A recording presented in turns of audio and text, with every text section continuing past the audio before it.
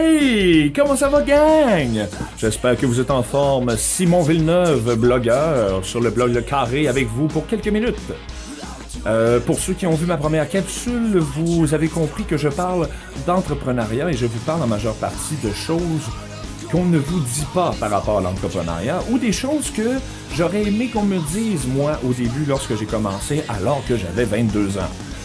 J'ai une formation universitaire en management pour la croissance d'entreprise, alors je fais une histoire bien courte avec ça. Si vous voulez plus d'informations, allez voir ma première capsule.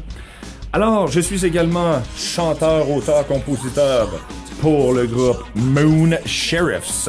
Allez nous encourager, chacune de vos écoutes de nos chansons sont très importantes pour nous et en plus on est 100% belle chasse, mesdames et messieurs. Allez écouter ça, très écoutable pour tous les moments de votre vie si vous voulez rajouter un peu de bonheur. Moon Sheriffs. Mesdames et messieurs, ma deuxième capsule aujourd'hui portera sur le « Qui suis-je? Où vais-je? » Je sais. Autrement dit, on parle de toi là. On veut savoir qu'est-ce qui se passe à l'intérieur de l'entrepreneur que tu es. Alors, autrement dit, avant même de commencer une étude de marché, avant même de commencer à parler d'entrepreneuriat, nous devons faire une introspection. Très important, il faut se regarder, voir si effectivement à l'intérieur de nous, il y a un entrepreneur.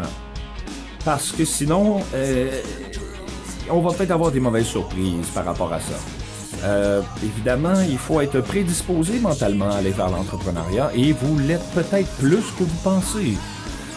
La première chose qu'il faut se poser comme question, c'est quel est le but visé? Est-ce que vous visez le million, la vente du million? Mais vous voulez devenir millionnaire. Il y en a qui vont me dire, je vais être riche. Ben pourquoi pas? Pourquoi pas? C'est quoi riche? Est-ce que c'est gagner 100 000 $ par année? D'accord. Tu veux 1 million par année. Tu peux faire 1 million par année, mais que ça te coûte 2 millions à faire virer. Qu'est-ce que tu veux faire avec ton million? Est-ce que tu vas avoir un pouvoir d'achat plus grand? Est-ce que... Il y a tout ce questionnement-là à se poser. Par rapport à ça, c'est... Il faut se dire combien de temps je dispose pour atteindre ça. Si, admettons, vous évaluez que votre train de vie présentement et vos économies et tout ça peut vous permettre de survivre pendant 1 an, eh bien, vous vous dites, OK, d'ici 1 an, il faut que je sois rentable et que je fasse tant par année, ou tant par semaine, ou tant par mois. Alors, vous devez évaluer ça. Également, quel est votre taux de résistance au stress? Lorsque quelque chose explose dans la maison, vous vous mettez en position fétale, vous appelez la police, vous tentez de réparer la chose vous-même ou vous paniquez en chantant une chanson folklorique. Alors, il y a tout ça à évaluer. Évidemment, si vous êtes le genre à relever les manches et OK, on essaie de le faire par nous-mêmes, on règle les problèmes rapidement, pas de panique, vous avez déjà une bonne qualité. Également, vous devez évaluer vos facteurs de réussite et d'échec. Si votre facteur de réussite est vous, il devrait l'être, eh bien, par rapport à ça, vous devez vous dire à quel point je peux m'améliorer en tant que personne, à quel point je peux mettre tout ça en action pour que ça me rapporte. Et quels sont également mes facteurs d'échec. Je vous donne un exemple. Vous démarrez une entreprise de promenage de hamster. Ah, demain matin, on promène du hamster. Alors, vous décidez justement de partir ça et vous réalisez que vous n'êtes pas bon avec le public. Mais vous êtes le meilleur promeneur de hamster de la province de Québec. Alors, voici comment vous pouvez pallier à justement ces problèmes-là qui sont propres à vous. Encore là, on ne parle pas nécessairement du produit ou de ce que vous voulez faire, mais on parle vraiment de vos qualités, de vos défauts. Il faut se connaître avant de connaître vers où on s'en va. Également, il est toujours important d'avancer. Que ce soit dans votre entreprise ou que ce soit personnellement. Lorsque l'entrepreneur est là, l'entrepreneur est le cœur et le cerveau de l'organisation. Et c'est important de toujours avancer, peu importe le chemin. L'important, c'est de se rendre. Peu importe avec quel chemin, mais il faut toujours se rapprocher de la destination. Et regardez, je vous fais une image. Je vous fais une image, êtes-vous prêts? Êtes-vous prêts? Alors, j'avance et je stagne. Mais le restant de la planète et le reste du monde, l'économie, la société, tout avance. Et si je stagne, je recule. Alors, mettez-vous cette image en tête, il faut toujours avancer, très important. Également, vous devez évaluer autour de vous qui sont vos alliés, qui sont vos contacts, qui sont les gens sur qui vous pouvez compter quand vous allez être en problème.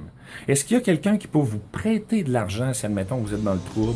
Est-ce qu'il y a quelqu'un qui peut vous prêter du temps si, admettons, vous êtes dans le trouble? Est-ce qu'il y a des gens autour de vous qui vous encouragent ou qui vous découragent? Les gens qui vous découragent, des fois, c'est pas malveillant, c'est tout simplement parce qu'ils transposent leur peur sur vous et vous devez bloquer ces peurs. Bloquer ces peurs! On n'en veut pas des peurs, on en a assez. Je vous le dis, on en a assez. Vous avez également des gens autour de vous qui vont vous encourager. Ça, c'est les perles. Il n'y en aura pas beaucoup. Mais admettons, je ramène le promenage à hamster. Il y a des gens qui vont me dire, c'est ça, le promenage à hamster.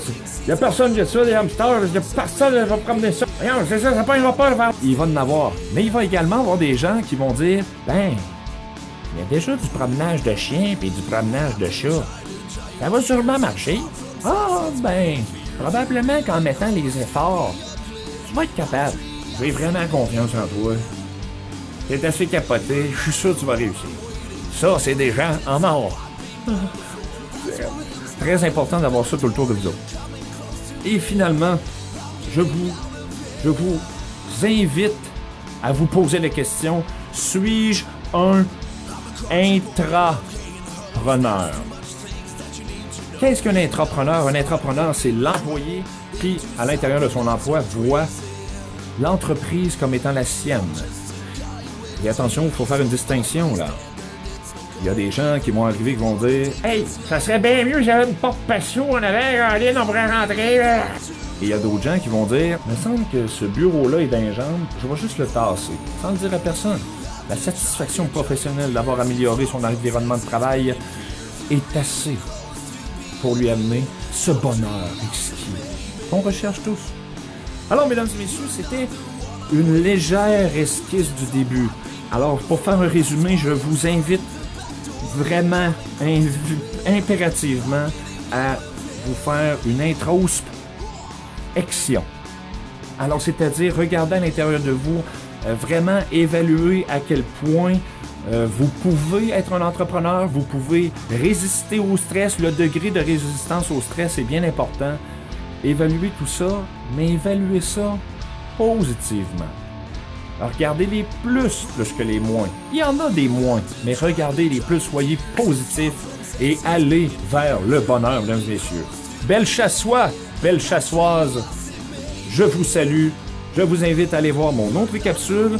Ma prochaine capsule va s'intituler Ici, qui va s'attarder justement majoritairement au sujet vers lequel vous voulez vous diriger. Je vous invite encore une fois à aller voir les articles et les interventions de mes collègues sur le blog Le Carré et je vous dis à la prochaine.